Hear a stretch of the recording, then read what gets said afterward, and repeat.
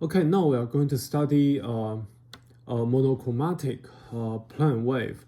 So monochromatic means there is single color, so it's basically single frequency component in the EM wave.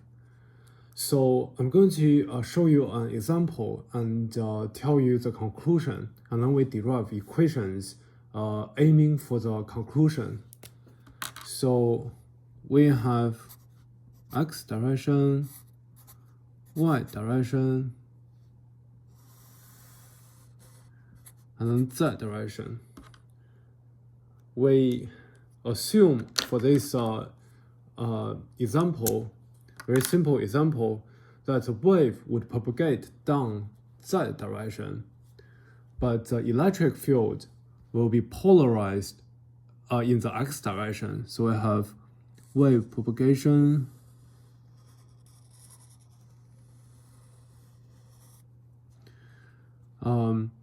but for the electrical field, the polarization of the field is always in the x direction.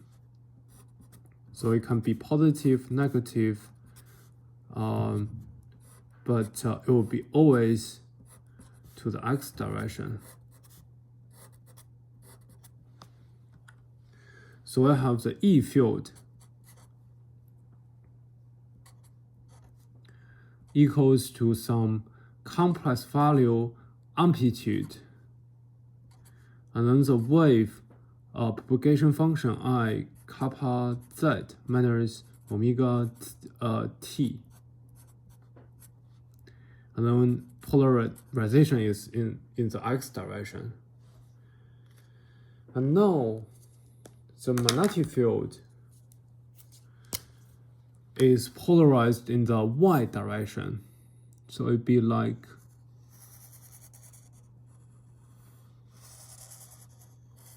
something like this. So z direction is the direction of wave propagation for the B field as well, but B field is polarized in y direction.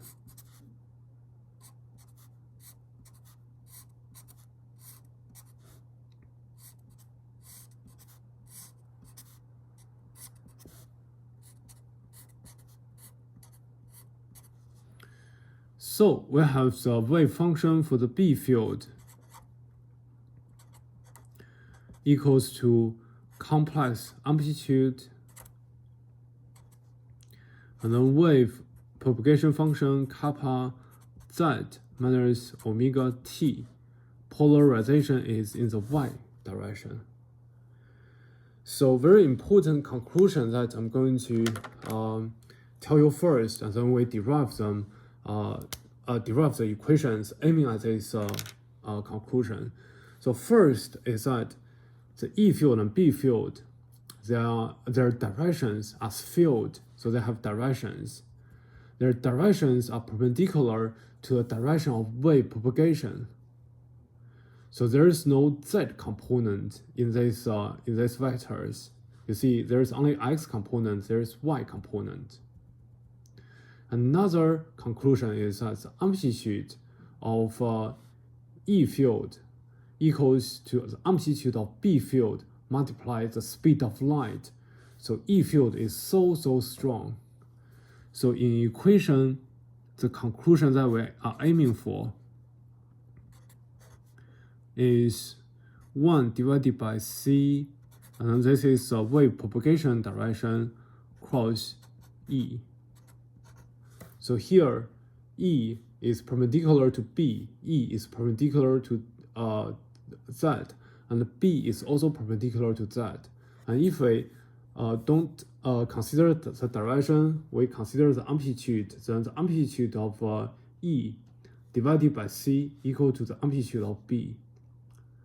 So let's try to get there by expressing the wave function and then call the Maxwell equations. So first, the general form of wave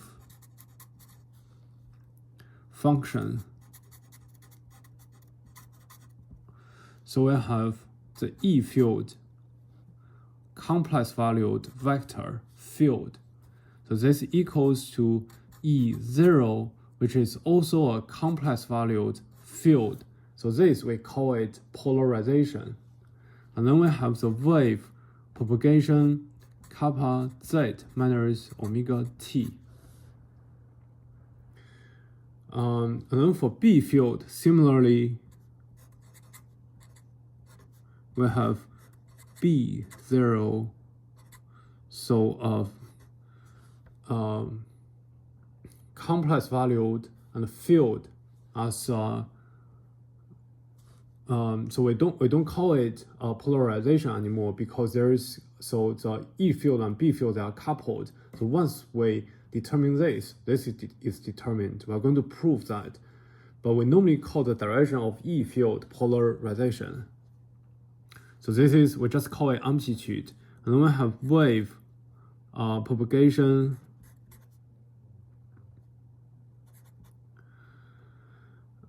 function.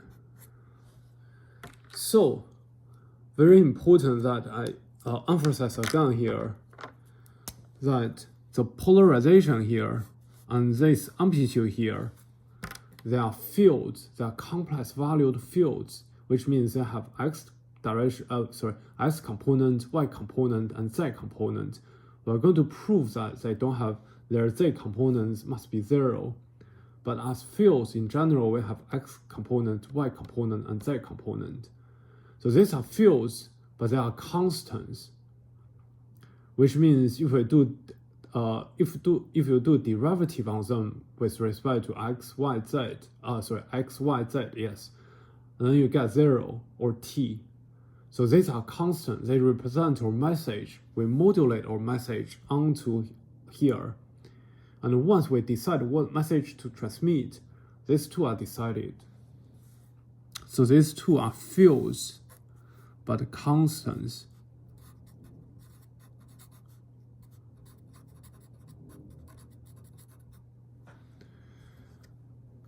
By contrast,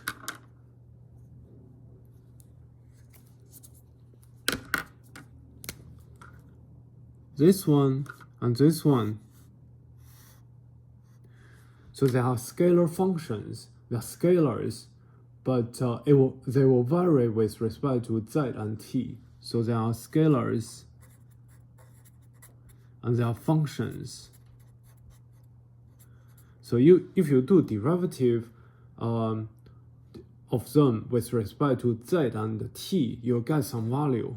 They have variables. Variables are z and t. So this classification is very important for our derivative calculations. Okay, so now we call Maxwell's equations. So if it's free space for Maxwell's equations,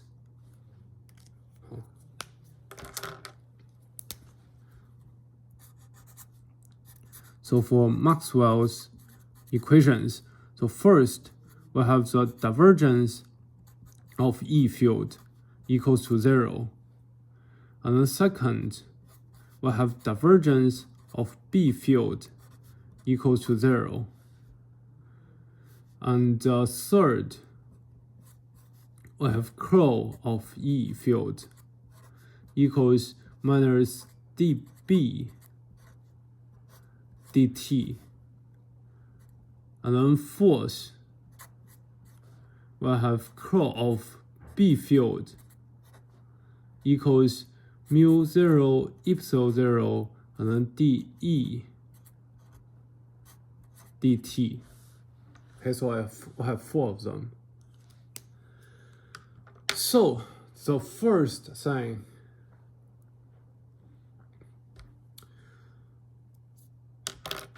so I'm going to tell you the conclusion first, and then we derive the equations. Yeah. So we have these two equations, the first two. So based on the first two, we'll prove that the direction of E field and B field, they are perpendicular to the direction of propagation, which means they are transverse. Which means as fields, they don't have z component. So let's see the divergence here. So we have divergence of E field. So this equals to dx Ex, and then dy Ey, and then dz Ez. So this equation tells us that this must be 0. So how can we get there? So first, Ex would equal to, so this is field, this is field. So this x component would have, x component of this field will have E0x, and then the wave propagation function I kappa z minus omega t. Okay, so here dx dx, so here dx, this would equal to 0 because this is constant. There's no variable x here. So there's variable z, there's variable t, but there's no variable x. Okay. And then we have Ey.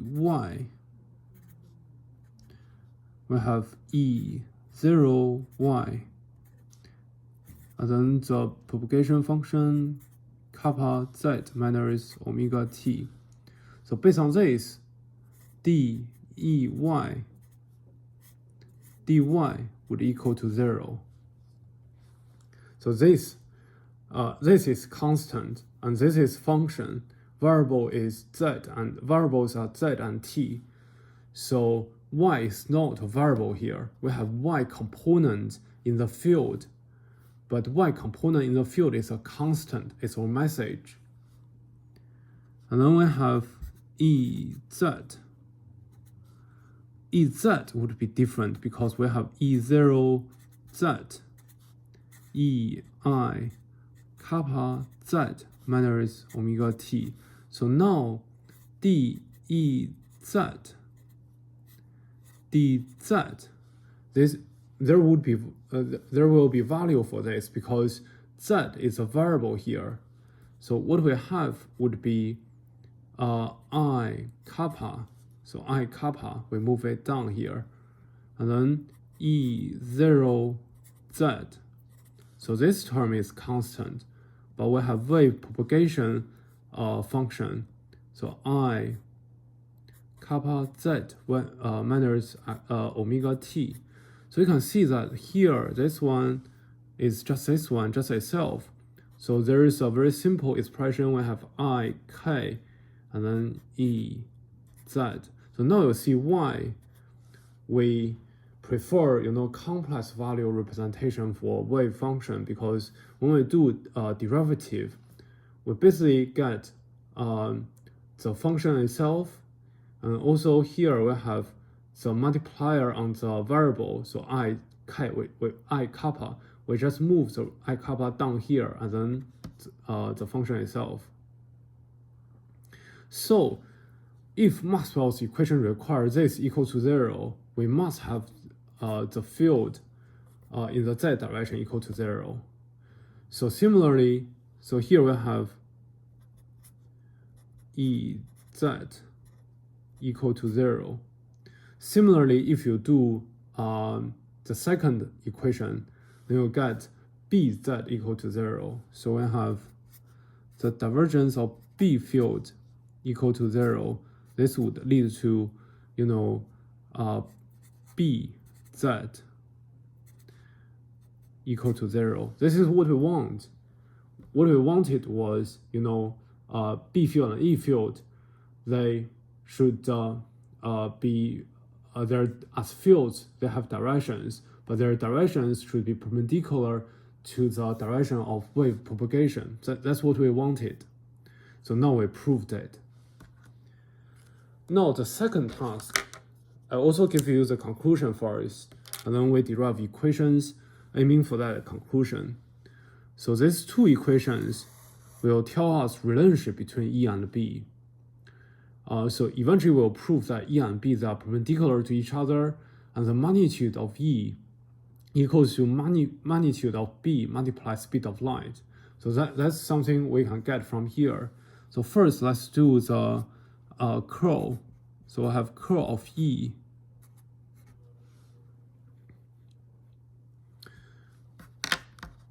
Sorry, here is complex and vector. Okay, so curl of E. So we have so x direction, y direction, and then z direction. dx, dy, and then dz.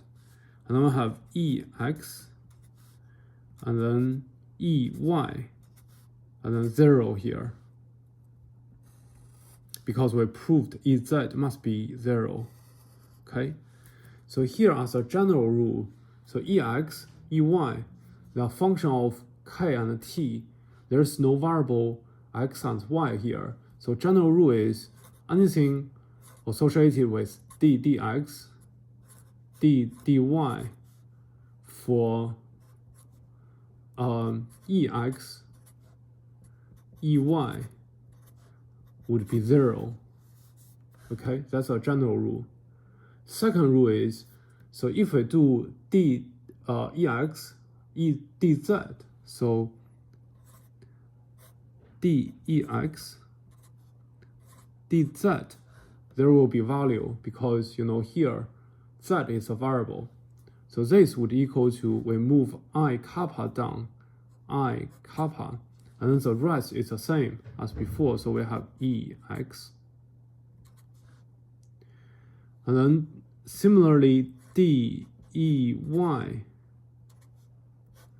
dz, this is a function of z.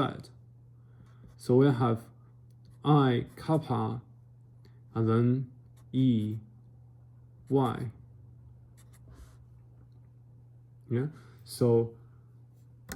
Yeah, so here we have for x direction, here we have 0, and then dey, dz, we have minus kappa ey on the x direction. And here on the y direction, here 0, here dex, dz.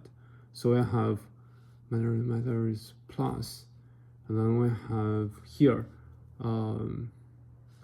here we have I, and then I kappa ex on the y direction. Because the second, for y direction, it should be negative, and then here we have 0, and then here we have value, so negative and negative we have positive. We always have I here, I kappa. Okay. So next step is to find dB dt. So what is dB dt? So first, dB dt. So dB dt. So this is constant, and then t is variable. So dB dt would equal to, we need to move minus I omega down here, and then b. So this equals to minus I omega and then b. Okay, so this thing is supposed to be equal to minus dB dt. So here we should have this equals to minus of I omega b. So we have I omega b. If we extend this, we have x component, y component, and here we prove there's no z component. So I have I omega b x on the x direction plus I omega by on the y direction. So here you can already kind of see that E field and B field, they're orthogonal to each other.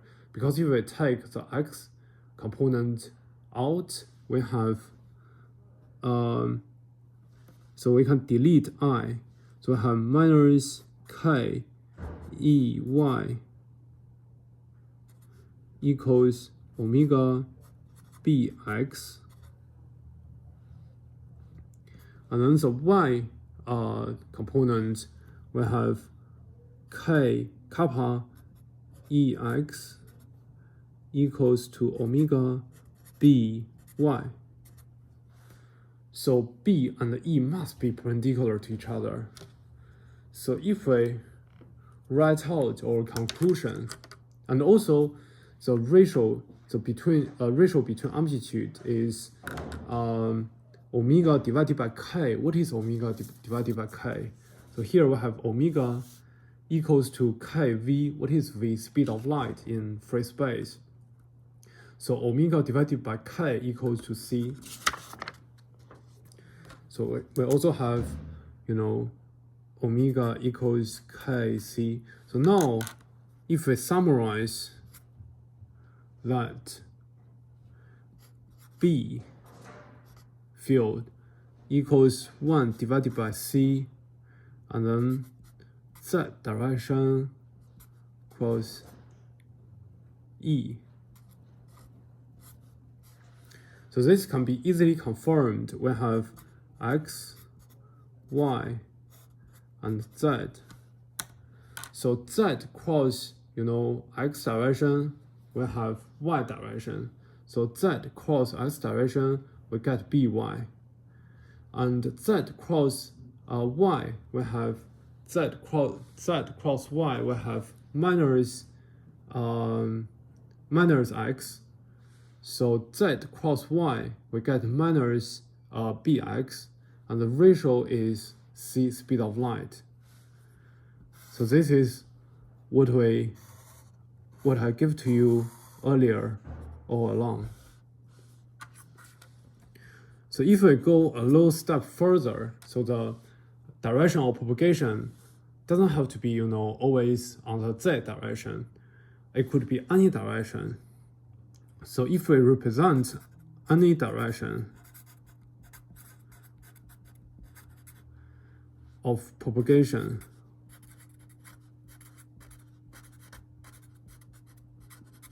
so if we say we have that direction indicated by unit kappa vector, so kappa is along, the path of propagation. So we'll assign this a direction. It could be any direction, but it must be perpendicular to E field and B field.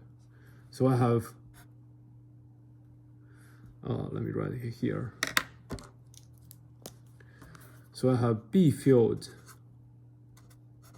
equals 1 divided by C, and then kappa, unit kappa vector cross E. Okay. So you can see electrical field really dominates, and B and E field, they are perpendicular to the direction of travel. So whatever the direction of travel is, B field will be perpendicular to the direction of propagation, and then B field will be perpendicular to the direction of propagation. So B field and E field, they transverse. So they peak and null at the same time. They are in phase, but their directions as field must be perpendicular to the direction of propagation. So these equations shows how what is the benefit of using complex wave function, and also the conclusion will become common sense in your third year.